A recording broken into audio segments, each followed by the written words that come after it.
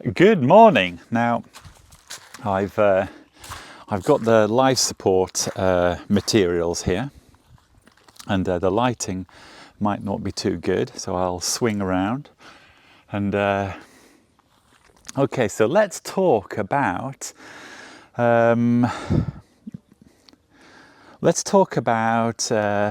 watches and women, and let's talk about thin watches. I think thin watches and women are good subject matters to discuss on a Monday morning when I have a business meeting to go to. But I've just thought to myself, I need to extend this thing. Hold on. Now, before I impart wisdom about this world that we live in and about what wristwatch you should be wearing, today I'm wearing the silver cornflake, and that is because I am a fashion victim and I'm wearing a grey t-shirt and I'm wearing grey shorts and hopefully you can see grey flip-flops. Now, that is how you roll. And when people see me in the business meeting with a t-shirt that's grey, grey shorts, grey Birkenstocks, actually I think they are fake Birkenstocks, probably because they were on sale in Aldi or something like that. But they're very good. But the cornflake matches perfectly. Now, what will get them is the grey thing going on. It is a bit grey, I admit, but the minute they see the grey cornflake, that's when people are going to realise that I am fully IC, in control, and flexing a watch like this in a business meeting tells everybody else that you are completely in charge, and I'm the boss, and that's the message I'm trying to offer with wearing this watch. I don't want the watch to be under the radar. I don't want the watch to be subtle. I want the watch to say to everyone else, look, I'm better than you, and I've got a better dress sense than you, and I'm better at everything. That's why I'm wearing a G-Shock. Now that quickly brings me on to the saying. So you've heard the saying, happy wife, happy life. Well, that is very, very true, and it's why you shouldn't tell her. If you've, secretly purchased a rich wristwatch and it's number 37 in the collection, do not tell your wife or your girlfriend or your partner. Don't do it. Why would you do it? Because the second you show your partner a timepiece like this, they're going to do one of two things. Number one, they're going to think, hold on a second, you have 37 of those already. Number two, they're going to think, where is my little gift? And I'll get onto the gift in a moment because you are going to need to go in that direction. If you are on number 37 and the wife, girlfriend or partner has found out, basically you're in trouble and there's no way you're going to dig your way out of a hole. There is only one solution to this. The first solution is you get in your motor car quickly. Don't think about it. Just get in the motor car, drive to your closest Hermes. If that involves an aircraft, just do it all the same. You need to go to Hermes and you need to purchase their latest handbag. Now, that's going to cost you a little bit. We could be in the thousands of pounds here, but believe me, the pain that you are going to avoid by buying the Hermes handbag is worth it. You've got to do that. Now, if you don't do that, the second option is if Hermes is closed, you then need to find a Tiffany. You need to walk into Tiffany and look at their bracelets and necklaces, and I advise that you purchase one of those. Maybe the necklace if you really are in a lot of trouble. Although the Hermes handbag probably is best.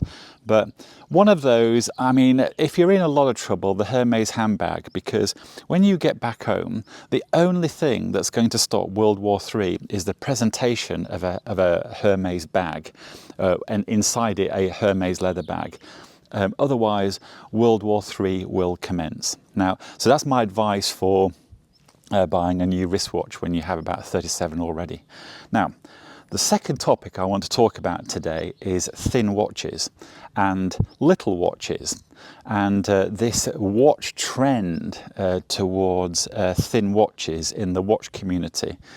Now, first of all, I feel like saying to watch collectors, what planet are you on, really? What part of thin makes sense to you? Now, a thin watch, so let's define thin. Thin is anything below 10 millimeters, because when I hear someone say this is a thin watch, it is 9.8 millimeters thick, including the crystal. At that point, I want to go to the bathroom or something. And I mean, look, a thin watch is for a person that doesn't understand mechanical engineering and doesn't understand stresses and tensile strength of material. Because one of the huge risks of wearing a thin watch on your wrist is if it's too thin, when you put it on and flex, or you put it on and you do some manual work, the risk of the crystal flying out is high, because you could bend the case, especially if it's a Hoyt horology watch and it's made out of precious metal. Although I don't even think these brands, I think they realise that if it's too thin, it is going to bend. But also, when a watch is thin on the wrist, it sort of starts lacking presence, because it might have some width, but when you switch it this way, being thin, it looks like you're wearing a piece of paper around your wrist. So I'm not really sure about thin watches. For me, a thin watch is 12 millimeter. And think about it. The crystal needs to be about 2 millimeters thick. The base plate, the back of the watch, needs to be about 2 millimeters thick. So that's 4 millimeters already. So you're left with about 8 millimeters maximum, and this is with a 12 millimeter watch. Now, you need a bit of room for the dial, for the handset and the movement. 8 millimeters is not a lot. So if you have a thin watch that is less than 10 millimeters, what on earth are you doing with the handset, the dial and the movement? And if you're scraping thickness off the crystal and you're scraping thickness off the base plate, you're going to make the watch a bit flimsy. So thin for me is about 12 millimeter, and you can go all the way up to 90 millimeters, no problem. Now, let's go to width of watches. Now, look, 38 millimeter is absolutely fine for a guy. 38 millimeter is absolutely fine for a female. And I think I said in one of my videos, I was selling an MRG King. That thing is the size of a house. And I spoke to a lady and who was wanting to buy the King, and she said, I'm buying it for my daughter. And I thought, you must be the coolest mother ever to be buying your daughter a Casio G-Shock King GXW56. Because it's a great big thing, but it's light, the strap has been designed so it doesn't roll on the wrist, and it's a great big watch. And I thought, I was so impressed with that lady. And when she said, I'm buying it for my daughter, I thought this was so cool. So that means that ladies can wear larger watches. I have met females that wear Rolex Daytonas, and I think all of them, as I've been chatting to them, I've alluded to, where did you get the watch from? And every time the lady said to me, hey Stephen, before you ask, no, my husband, boyfriend did not give me this watch, I bought it myself. Can you imagine how impressed I was with that lady who said, I saved up for this Rolex Daytona, and I like it, and that's why I wear it. So big watches on women is absolutely fine, and women like big watches. In fact, they like G-Shocks, although G-Shocks are a little bit manly. These full metal beasts, they are probably a little bit too manly, a little too heavy, but they certainly wear the resin type, and they wear the baby Gs, and they look so cool.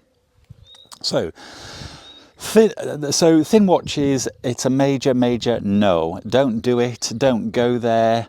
It's a really bad move. No, and absolutely not. Now, thickness, because thin watches, I don't know, it's in the same space of, you know, the diameter. Oh, I want a 38 millimeter chronograph.